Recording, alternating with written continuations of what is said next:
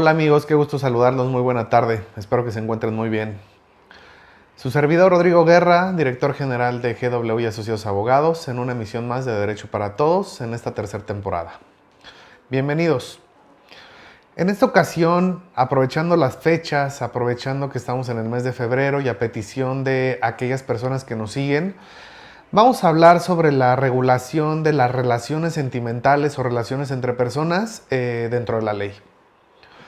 Si bien pudiera parecer un tema de dominio público, realmente no lo es. Es más, creo que hay mucha confusión al momento de poder identificar qué tipo de relación se generó, si es una relación de hecho, si es una relación de derecho, cuáles son los derechos y las obligaciones que derivan de alguna de estas relaciones. Y pues bueno, es precisamente por ello por lo que vamos a abordar este tema. Antes de iniciar, los quiero invitar a que nos sigan, a que nos planteen todas sus dudas y comentarios, a que nos propongan aquellos temas que ustedes quieren que abordemos y con mucho gusto así lo llevaremos a cabo. Pues bien, empezando el tema de la regulación de las relaciones sentimentales entre parejas, creo que vale la pena empezar por la más formal, por la más reconocida y por la relación que se considera como una relación de derecho. Me refiero al matrimonio. El matrimonio es la unión de dos personas que deciden hacer vida juntos y que así lo plantean ante la autoridad correspondiente. ¿Por qué mencionamos que el matrimonio es una relación de derecho? Porque la única forma de celebrar precisamente el vínculo matrimonial es ante una autoridad.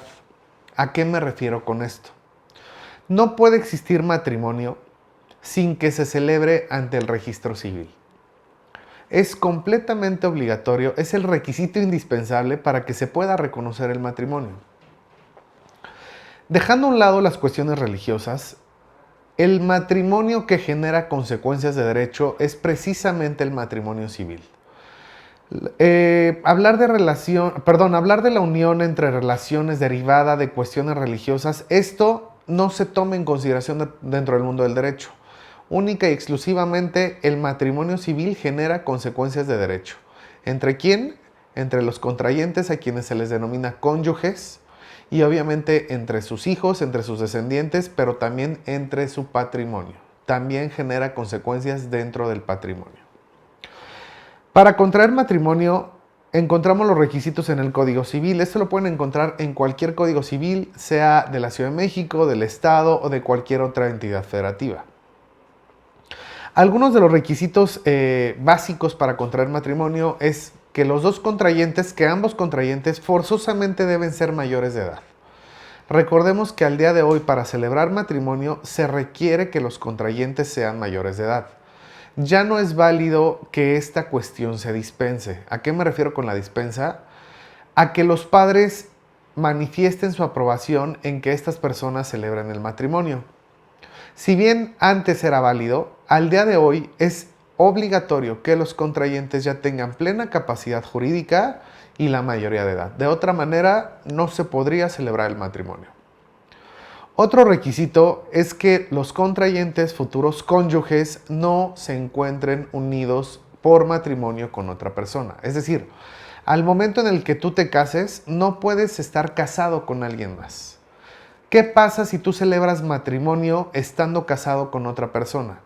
Es decir, te casas en una segunda ocasión sin haber finalizado tu primer matrimonio, pues bueno, este segundo matrimonio y los subsecuentes serán nulos. El único matrimonio que se reconocería sería el primero. Entonces, para poderte casar es un requisito indispensable no estar casado con alguien más, repito, civilmente. Dentro del matrimonio existen dos formas a través de las cuales se puede celebrar este vínculo civil. ¿Cuáles son esas dos formas? Se refiere particularmente a si se va a plantear la separación de bienes o en su caso la sociedad conyugal. A esto legalmente se le conoce el régimen matrimonial. ¿Bajo qué régimen vas a celebrar tu matrimonio? Como lo acabo de mencionar, el régimen puede ser sociedad conyugal o en su caso separación de bienes. Por sociedad conyugal debemos de entender que todo aquel patrimonio que generen los cónyuges durante todo el tiempo que duró su matrimonio se hace uno solo. Es decir, el patrimonio de él y de ella, de él y del otro, de ella y de la otra persona, se va a convertir en uno solo. Eso es precisamente lo que se considera como sociedad conyugal. Es la unión de patrimonios entre los contrayentes, entre los cónyuges, para convertirlo en uno solo. La diferencia de esto con la separación de bienes es que dentro del régimen de separación de bienes, el matrimonio como tal no va a generar la unificación del patrimonio de los contrayentes o de los cónyuges. Esto significa entonces que el patrimonio de uno será única y exclusivamente de este, mientras que el patrimonio del otro cónyuge o la otra cónyuge será de aquella. No va a haber unión patrimonial, lo que significa que tampoco se va a generar un solo patrimonio. En el régimen de separación de bienes, cada uno seguirá generando su patrimonio. Esto es importante que se tome en consideración porque se tiene que acordar y determinar previo o durante la celebración del matrimonio en sí. Si bien la ley permite que el régimen se pueda modificar hacia adelante, yo les puedo asegurar y les puedo compartir que es sumamente raro que se lleve a cabo un cambio de régimen matrimonial una vez que se celebró el matrimonio. No significa que sea imposible, no significa que no se haga, pero es realmente raro.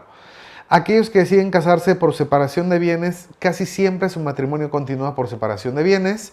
Aquellos que desean casarse por sociedad conyugal, casi siempre el matrimonio continúa bajo este régimen. ¿De qué depende elegir si me caso por sociedad conyugal o por separación de bienes? Realmente depende de la decisión de los contrayentes. Solamente depende de la decisión de ellos. ¿Qué consecuencias puede tener? Pues bueno, las consecuencias realmente en este sentido van enfocadas en salvaguardar el propio patrimonio. Si se pretende realmente constituir un patrimonio en común, y esa es la decisión de los contrayentes, pues no está de más el pactar el matrimonio bajo el régimen de sociedad conyugal. Pero si lo que se quiere es proteger el patrimonio de uno o de otro cónyuge, o evitar riesgos a futuro, pues obviamente lo recomendable es la separación de bienes. Pero en este caso, no podemos darles un consejo sobre qué régimen elegir. Esto depende de las propias circunstancias, de las decisiones de la pareja, porque son ellos los que van a tener que tomar esta decisión. ¿Qué derechos, qué consecuencias se generan dentro del matrimonio? Dentro del matrimonio se generan las consecuencias entre los cónyuges, entre sus bienes y entre sus descendientes. Esos serían los tres rubros más importantes que debemos de considerar durante un matrimonio o dentro de un matrimonio. Gracias. Voy a resolver algunas de las preguntas que nos comparten. Y en este caso me están cuestionando, ¿qué obligaciones surgen dentro de las relaciones en convivencia? Me imagino que se refieren a la relación de sociedad en convivencia. Esta es otra forma de relación reconocida en la ley y en unos minutos la vamos a platicar. No la dejaré pasar, pero quiero terminar este tema para poder abordar los otros dos. Bien, entonces, retomando lo relativo al matrimonio, en el matrimonio van a surgir consecuencias, derechos y obligaciones entre cónyuges, entre sus descendientes y entre sus bienes. Obviamente, si se eligió el régimen de sociedad conyugal, esos derechos y obligaciones sobre la masa patrimonial, sobre la sociedad conyugal que se haya generado, pues se va a tener que determinar, limitar, resolver en cualquier momento que se tenga o que se tuviera que llevar a cabo la finalización del matrimonio. Esto es un poco más complicado, es un poco más complejo que si el matrimonio se celebró por la separación de bienes.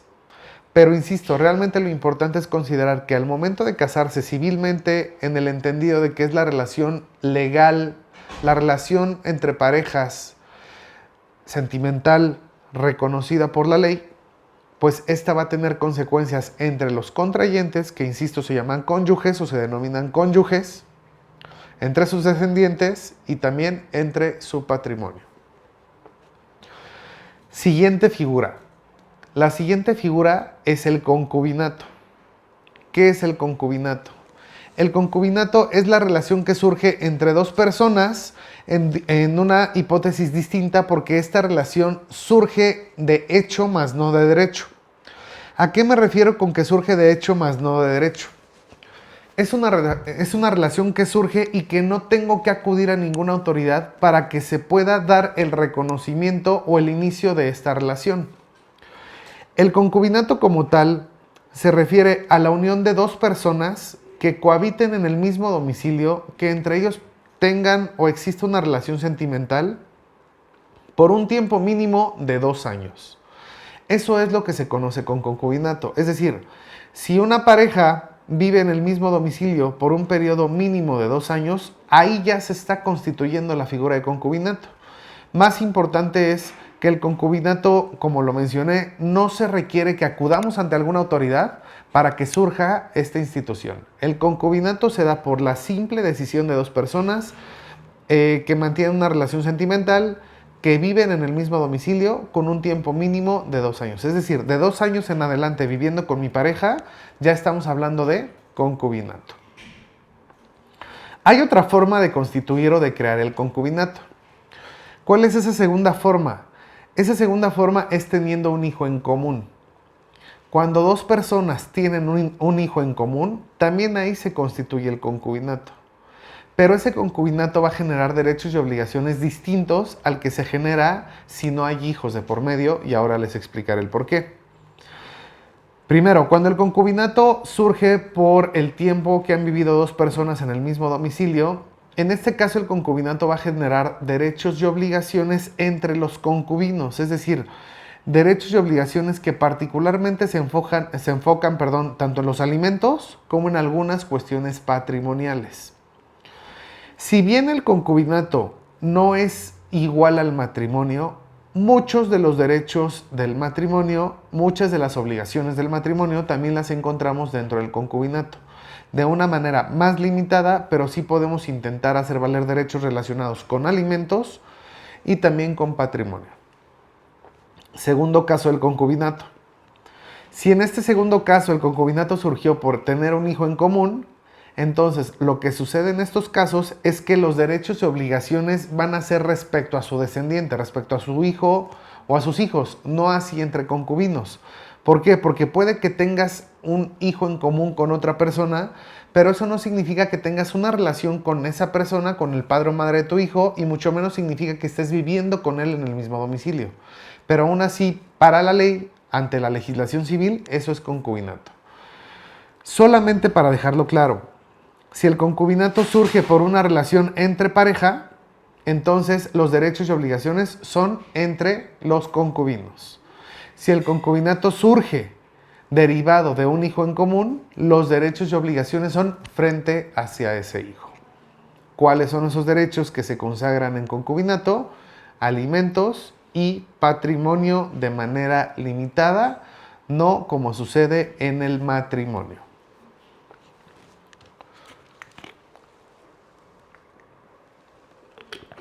Bien, ¿cuál es la tercera relación regulada dentro de la ley?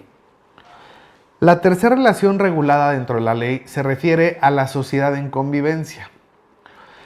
¿Qué es la sociedad en convivencia? La sociedad en convivencia es una relación de derecho, es una relación jurídica, de hecho se concibe como un acto jurídico, un acto civil, porque se requiere la voluntad de dos personas para manifestar que establecen una unión, en un hogar común, y que requieren plantear y que se reconozca que entre ellos va a haber asistencia permanente, apoyo permanente y mutuo. Esto es algo distinto a lo que es el matrimonio y a lo que es el concubinato, porque para establecer una relación derivada de sociedad en convivencia, en este caso sí requiero acudir ante una autoridad determinada, que en el caso de la Ciudad de México se puede hacer ante cualquier alcaldía o en su caso ante el registro civil. Y el hacer valer la relación de sociedad en convivencia significa que yo puedo comparecer con la otra persona para que se reconozca que entre nosotros va a surgir este tipo de sociedad. Sin embargo, en este tipo de sociedad no forzosamente debe existir una relación sentimental entre ellos. Es decir, en el matrimonio y en el concubinato, en esas dos figuras se requiere y es parte en la que se estipule que existe una relación sentimental entre ellos. Sin embargo, en la sociedad en convivencia no forzosamente tengo que mantener una relación sentimental con el otro para que me pueda asociar en convivencia. Más aún, para casarte, para establecer un concubinato, como lo platicamos, se deben cubrir varios requisitos. La mayoría de edad, que no te encuentres casado en ese momento en el que tú celebres el matrimonio o el concubinato, pero también que no haya un parentesco entre concubinos o entre cónyuges. La diferencia con la ley de sociedad en convivencia es que dentro de esta legislación tú te puedes unir en convivencia con un familiar o con un amigo sin importar, insisto, el que no tengas una relación sentimental, y esto sirve para que entre ustedes se reconozcan derechos y obligaciones recíprocas. Suele pasar, es realmente muy común que muchas personas tengan más apego, tengan más cariño, tengan más compañía, más apoyo de otros que no son su familia, y que no significa que tampoco deban de tener una pareja. En este tipo de casos, si yo quiero dotar a un buen amigo, a un familiar, de derechos y obligaciones, pero la ley me lo impide porque no hay un vínculo legal o sanguíneo entre nosotros, es precisamente los casos en los que se implementa precisamente la ley de sociedad en convivencia. Dentro de esta ley entonces vamos a poder celebrar y vamos a poder generar, gracias, derechos y obligaciones, como son precisamente el cuidado, el apoyo mutuo, el derecho a alimentos y también los derechos sucesorios. Estas son las obligaciones que surgen precisamente de la ley de convivencia. Esto es lo que respondería la pregunta que nos hicieron hace un rato. Lo vuelvo a plantear. ¿Qué obligaciones surgen de la relación de sociedad en convivencia? Pues las obligaciones que surgen son lo relativo a los alimentos, lo relativo al patrimonio, lo relativo a los derechos sucesorios. Ojo, pero también hay otros derechos que se pueden considerar aquí, como cuáles, como los de la seguridad social. Si tú acreditas que te uniste a una persona bajo el régimen de la ley establecido en la ley de sociedad en convivencia, entonces lo que vas a poder obtener es que tu socio en convivencia pueda tener o recibir alimentos, pueda tener o recibir cuestiones patrimoniales de tu parte, sea considerado en tu masa hereditaria dentro de tu sucesión, pero además lo puedes dotar de seguridad social. Seguridad social, recordemos que son salud y vivienda. Incluso también puede ser considerado para el tema de tu retiro, que se puede tratar de una pensión o se puede tratar de tu afore, etcétera, etcétera, etcétera. Tengo otra pregunta. Nos plantean, ¿qué objetivo tienen las leyes aplicables para la unión de personas? Pues bueno, el objetivo de estas legislaciones es precisamente regular las relaciones, estipular cuáles son los derechos y obligaciones que se tienen que cumplir, que se tienen que reconocer y que se tienen que implementar en cada una de estas relaciones, pero también nos plantean cuál es la forma de finalizar alguna de estas relaciones. Hay divorcio, hay finalización de concubinato y hay finalización de sociedad en convivencia. Tiene un inicio y también se plantea el final. Pero dentro de esto también consideramos los derechos y obligaciones que derivan dentro de dicha circunstancia. Pues bien, amigos, en este tema no estamos y no vamos a abordar lo relativo a cómo finalizan las relaciones reguladas por la ley, las relaciones sentimentales, las relaciones de pareja, porque no nos va a dar tiempo de ello. Sin embargo, creo que es importante considerar que al día de hoy, y por cuestiones que ha adoptado la Suprema Corte de Justicia de la Nación y que por ende son obligatorias para todo el país, el matrimonio, el concubinato y la sociedad en convivencia se pueden celebrar entre personas del mismo sexo. No significa, no se requiere que el matrimonio sea solamente entre el hombre y la mujer, pueden ser hombre con hombre, puede ser mujer con mujer, ya no hay ninguna limitante por ahí. Y tampoco la hay para lo relativo al concubinato. Es decir, aun cuando no esté estipulado de manera clara y directa en la legislación, ya se reconoce el concubinato entre personas del mismo sexo. Lo mismo se aplica en las relaciones derivadas de la ley de sociedad en convivencia. No importa el sexo, esto ya fue rebasado, ya fue superado porque se planteó que en caso de que se limitara a que solamente se reconocieran relaciones entre un hombre y una mujer, sería completamente discriminatorio. Una última pregunta. ¿Qué objetivo tiene la inclusión del matrimonio igualitario dentro del marco legal? Pues bueno, la inclusión de matrimonio igualitario no podemos plantear que deba estar regulada porque realmente dentro del matrimonio ambos cónyuges, al igual que en el concubinato y en la sociedad en convivencia, ambos cónyuges tienen la igualdad de derechos y obligaciones. Ambos tienen que reconocer los derechos del otro y cumplir con las obligaciones de uno mismo. Esto, insisto, no solamente lo vemos en matrimonio, sino que lo vemos también en concubinato y en sociedad en convivencia. En síntesis, estos tres tipos de relaciones, estas tres figuras o instituciones jurídicas que son el matrimonio, el concubinato y la sociedad en convivencia, van a generar derechos entre los contrayentes, que pueden ser cónyuges, concubinos o socios, pero también en algunos casos ante otro tipo de figuras como son sus descendientes y su patrimonio. En caso de que ustedes necesiten más información al respecto, por favor contáctenos, con mucho gusto les ayudamos. Incluso hemos dado algunas pláticas previas a matrimonio que no está de más decirlo, se siguen dando también en registro civil. De hecho, para poderse casar tienen que acudir a pláticas prenupciales o matrimoniales para que ustedes conozcan las consecuencias del matrimonio, pero también es importante que conozcan las consecuencias tanto del concubinato como de la sociedad en convivencia. Pues bien, espero que este tema haya sido de su agrado. Vamos a estar al pendiente de cualquier duda o comentario que nos compartan sobre ello. Los invito a que nos sigan acompañando en las próximas sesiones de Derecho para Todos. Y como siempre, les doy las gracias. Que tengan muy buena noche. Nos vemos pronto.